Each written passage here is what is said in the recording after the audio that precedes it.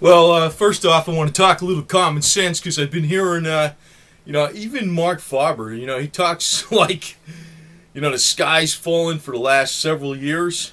And I saw something I was surprised at. It was posted on March 30th, 2013. And it was actually Mark Faber talking. It wasn't posted by his blog, but it was posted by some gold silver guru, financial advisor. And it was actually from a couple of years ago. I remember seeing it.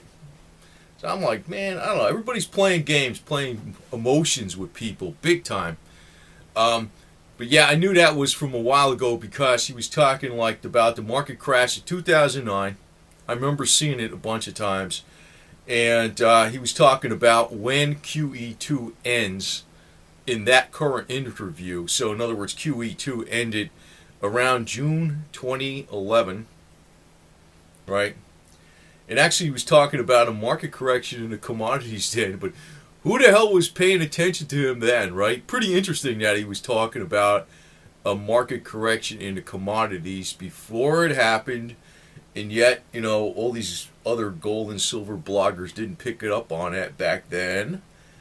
Anyway, but, I also have to say something a little critical. I think Greg Manarino is probably one of your better ones on YouTube. You're not going to find too many people around, but I can tell you, he,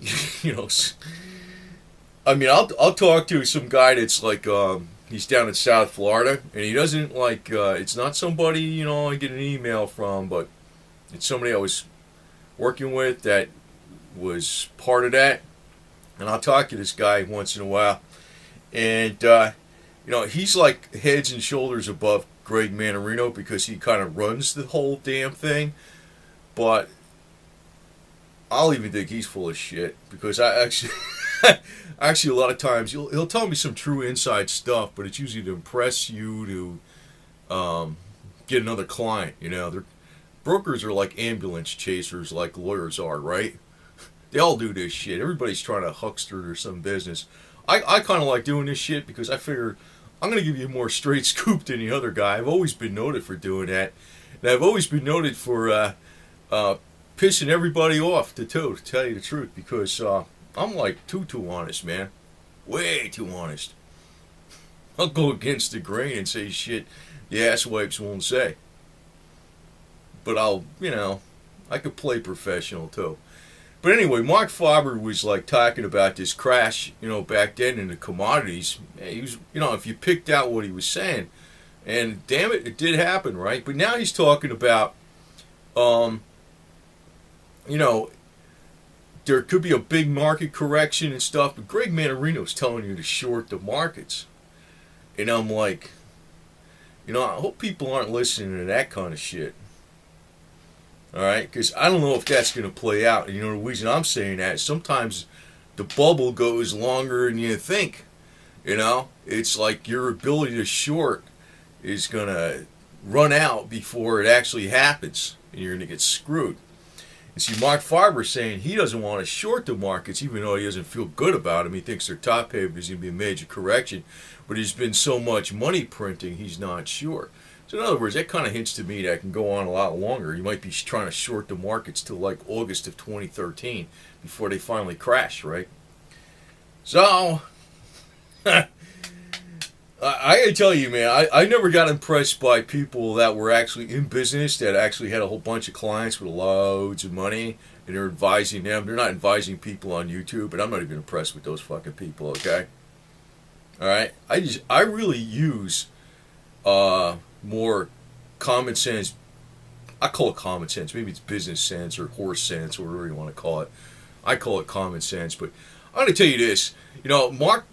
Jim Rogers pointed out something, and he said, and they kind of take his words and they exaggerate them a little too much too.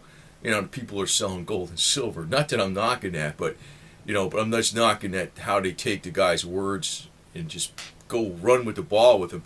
But he said that Jim Rogers was saying about 2014, 2015, currencies are pretty much going to be, worthless, But he's not. They're not going to be worthless.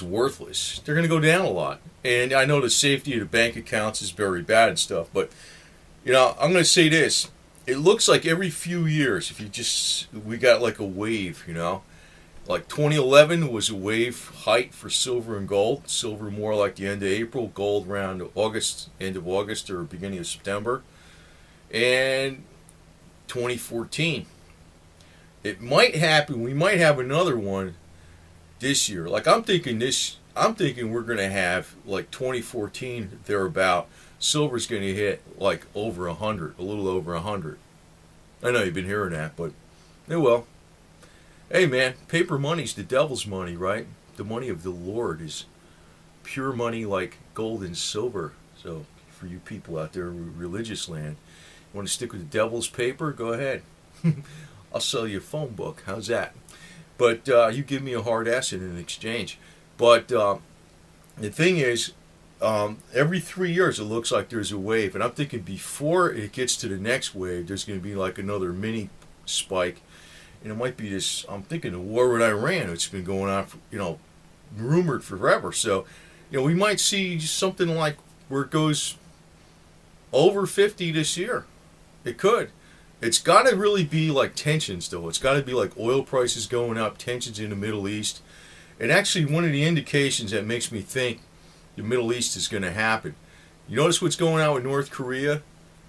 Every time they start talking a lot of crap, which is what it is, it's because they probably got word that the U.S. is very close to attacking Iran.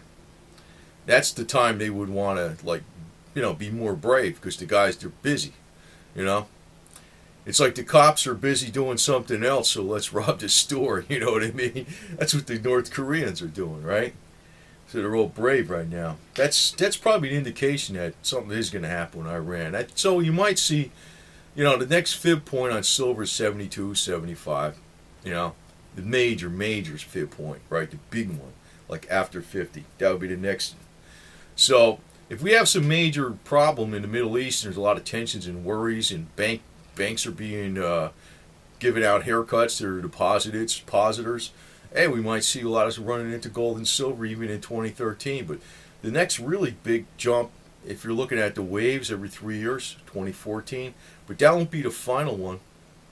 The currency ain't going to be toilet paper. And I want to point out this real common sense thing. If all the banks are like shutting down and you have all this banking problem, I know somebody's going to come up with a simple answer. Yeah, we'll just walk around with gold coins and buy stuff. But I'm gonna say this. The bullion dealers, they take bank notes, right? They're going to trade in, paper cash or wire transfers and stuff like that. So, how is that going to work with the bullion dealers if you have bullion? How would you even buy it, for instance? Like, say, for instance, you figure the price is going to go down and all this kind of garbage, and you have your money in a bank, and your bank gets screwed up. What do you do then, right? Or you have your money in a mattress. What's going to happen if you go and all the banks are screwed up and you go to the bullion dealer and they're going to take paper cash and do what with it? Why would they take paper cash if all the banks are screwed up because they can't put it in a bank? What are they going to do with it? Really. So if things got that crazy, it's pretty obvious you want to be in gold and silver before they got that crazy, right? In other words, if the banking system really got screwed up bad, there's not going to be this major pullback in the silver and gold if the banking system got way pulled back bad. Like, not everything's going to collapse. It's bullshit. Probably if there's a paper price and they're manipulating it and it's that bad and it's that skewed and everything's going down, maybe just what David Morgan says and Mike Maloney. You've been hearing it for years. The paper price and the physical price will separate if it gets that crazy. Because if you can't trust the banking system, why the hell would you take fiat notes for something? You know what I mean? Why would you? The bullion dealers would say, we don't even want it. They wouldn't even want to take the freaking paper shit. They wouldn't even want to take it. Just think it out. Think it out. If it gets that crazy. So, I mean, I think there's two extremes in this world sometimes. It's like, you got people that are like, fiat cash, hold on to your money. That's bullshit too. And then there's people that think 100% going into physical gold and silver is going to, and everything on a piece of paper is going to go to zero. That's bullshit too. I think a lot of stuff that's going to go to zero is going to be the bonds. Because right now, it's reality. They are going to be raising interest rates pretty soon. They can't hold them down. Even the TIPS, the Treasury and inflation-protected securities, they're not paying nothing too, because the official inflation rate is so low. I mean, it doesn't include food and energy, so they don't pay crap on the TIPS. That it's inflation, Treasury inflation-protected securities. They're not paying crap on that either. So, just figure it out, man. But just watch these guys, because man, they take one word that Jim Rogers said and one word that Mark Farber said, and I respect both those guys, but I don't respect the interpretations you get of their words from the gold and silver community. Man, they got an agenda to sell as much gold and silver, and actually that's the problem too. Good reason why gold and silver isn't that high is because most people don't know what the hell it is, and it's amongst the smart people too. I mean, yeah, I saw that movie or flick or whatever it was several years ago when they went down to some affluent town in California. Somebody was trying to sell like a $50 gold piece, which was worth like $1,000 at the time, for like $25 or $50 face value, and people weren't buying it. They're freaking stupid. I don't give a shit about people like that anyway. So, if they get all screwed up, I don't give a shit, because they're useless eaters in my book anyway. I don't care. I tell you the truth. I think they're screwed up. I mean, in some ways the elite are right, man. You got these freaking bureaucrat, communist, yuppie shitheads, desk jockey assholes. I mean, I'm not wrong with work behind a desk, but I'm saying is some of these people are really screwed up. They are. It's like they got no common sense at all, and they're parasites, man. That's what I look at them. So, I mean, somebody's got a lot of money and they can't figure out that, a $50, a 1 ounce piece of gold that said $50 face value. I'd be taking that. The only thing I'd be thinking, what is it, gold painted? That's the only thing I'd be thinking. But they're that stupid. That's why they're not buying this shit. But when they buy it, when those jerks panic, those kind of people, that affluent town in California, there were all the people that didn't understand that the damn stuff was worth 20 times what the guy was trying to sell it to you for. When they go nuts and they see everything freaking falling apart, they're going to be the ones you could sell the shit to at really high prices, and they deserve to have it stuck to them, to tell you the truth. That's what I think. I mean, that may sound like really mean. You're thinking, oh, I should stick it to you then. Well, they're freaking sticking to me all the time, because they're a bunch of freaking pinhead yuppies that are freaking useless, man. I got tools, guns, and I do shit for people. You know what I mean? I'm not a freaking yuppie. And I hate bureaucrats right there. This is the bureaucracy, this is the law of the land right here, the gun. Guns, gold, silver, weed, the hell with the bullshit. And, I don't smoke weed, but I'm a big believer in the healing aspects of marijuana, and hemp is going to save our economy. So, just beware of these shitheads freaking with these rumor. I just got to call them that. They're shitheads. They really are. They're rumor freaks. They're drama freaks. Jim Rogers says this. Jim Rogers doesn't exactly say, you got to listen to what he says and not, one little blip out of the line. Because sometimes he's talking off the cuff, and he might say, like, yeah, the currency's going to be worthless in 2014.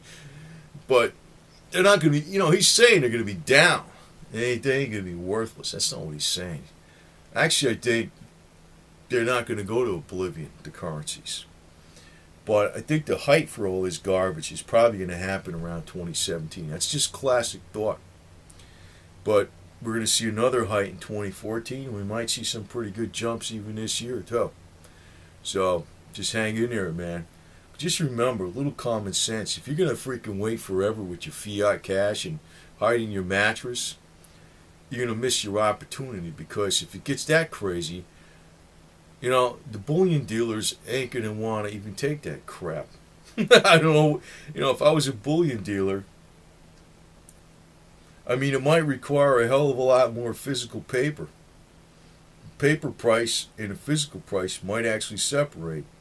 Because if all the banks were screwed up and they're doing haircuts on depositors' money, and you're looking at the spot price of silver is like $35, at the end of the year or something, and people's deposits are frozen and all this kind of shit.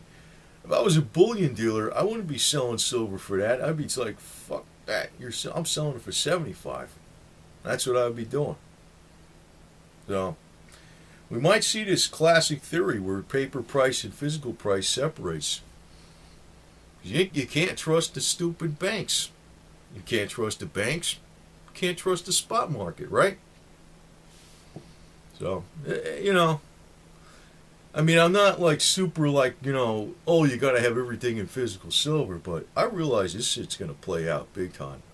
So, the cash crap, I mean, yeah, I know it's not crap. That's what we spend right now, but it ain't going to hold up.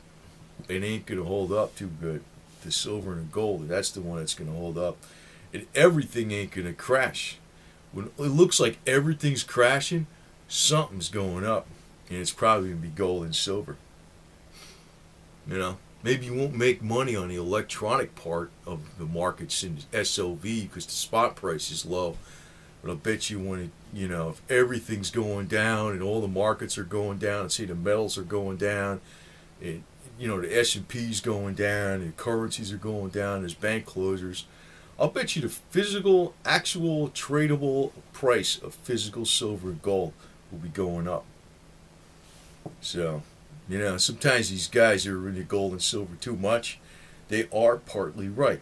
They are partly right. Brother John F. is partly right. He's partly right. I'll say that.